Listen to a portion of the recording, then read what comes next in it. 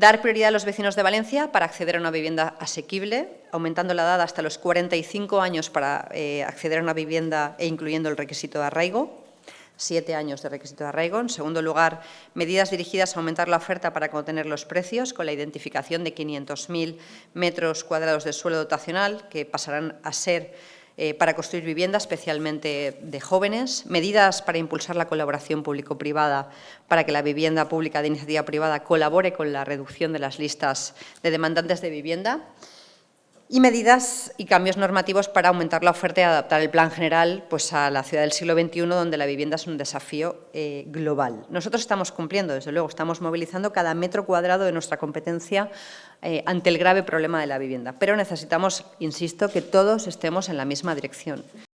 Más vivienda no se trata de recetas mágicas que no funcionan, se trata de poner más viviendas en el mercado. Siempre lo hemos dicho y nuestros hechos, nuestras palabras se demuestran con hechos.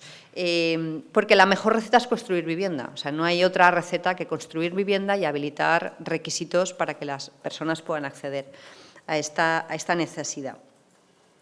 Hemos pasado de una ciudad que no hacía nada, que veía pasar el problema o que no lo veía venir, en el mejor de los casos, a una ciudad que está construyendo vivienda pública como nunca, como hacía décadas que no se veía. Hemos multiplicado casi por 11 la inversión en vivienda respecto de la inversión de los gobiernos anteriores.